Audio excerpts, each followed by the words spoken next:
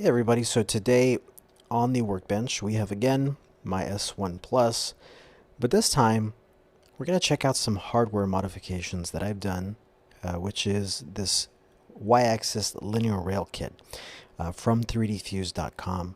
So I did get the X, Y, and Z, but as of right now I've only installed the Y-axis, and that's simply because it was the easiest. So I wanted to also kind of bring this to everybody. Because I haven't really seen a lot of this stuff at linear rails for the S1 Plus, and not a lot on the 3D Fused linear rail kit. So I wanted to show you. So there's the kit. Sorry if that can focus. And a few things that I've noticed, or actually a few things that you definitely want to take into consideration if you're going to be getting this kit. First of all, it is a huge improvement in terms of just the rigidity of the printer. It's just so much more solid. One thing that I have noticed is that I actually do get a little bit more ringing because it is so solid. One of the positives is that it did remove some weird artifacts that I was getting from motion in the Y-axis. So it did remove that, but unfortunately it did increase ringing. I am running Clipper, so I haven't actually set up resonance tuning yet. So I should be able to tune that out.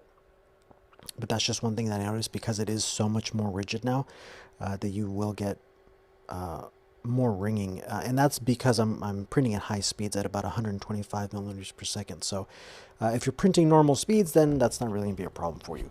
But there are some things to look at with this kit. One thing that I think 3D Fuse will definitely have to look at, and that's this bolt. So the kit came with 4 bolts, all the same length. And when I was installing that particular bolt, as you can see, it's different than the others because that's not the bolt that it came with. That's a bolt that I had and I installed, but unfortunately the bolt is too long. That it came with was too long, so it actually started pulling up on the platform there. So I had to remove it, and I couldn't use the stock one, and that's because the head is too large and it would hit the belt. So luckily I did find that that bolt, and it's perfect length, so it doesn't interfere with anything. So that's one thing that 3D Fused will definitely have to look at and provide a shorter 4th bolt. Okay. The other thing you want to look at is that stepper motor. So the stepper motor, that the gear actually sits flush with that rod on the stock configuration, and because of that, the belt is actually raised a little bit and it ends up hitting the top of that carriage.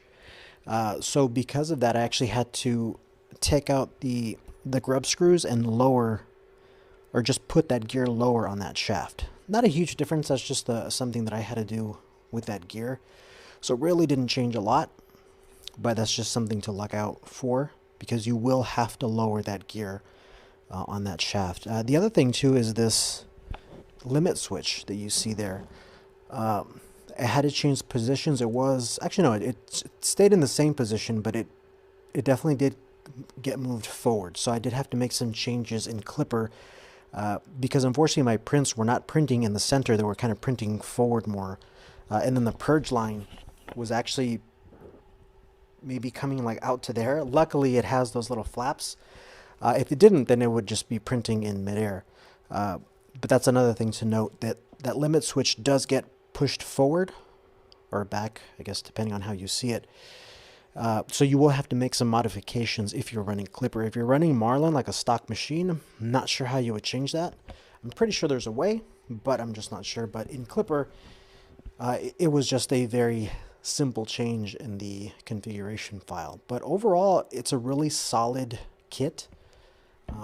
Again, this is only the Y-axis that I've installed.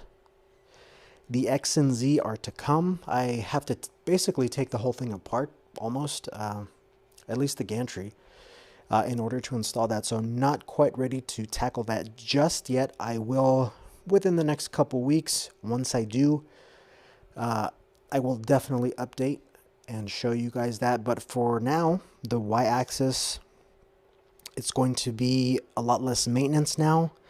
Not having to worry about that 300 by 300 bed being pushed around by those rubber wheels anymore. Now it's a linear rail, so it should be a lot more reliable. And I should be able to push speeds as soon as I get the full kit. I want to start printing maybe 150, 160. Right now I'm at about 125. Usually don't go above that because then I start getting like weird artifacts and you know, kind of odd stuff happening. But now with those linear rails, just machine is so much more rigid. So looking forward to installing the rest. If you have any questions, definitely let me know. But this is the Ender 3 S1 Plus with the 3DFused Y-Rail conversion kit. Thanks for your time.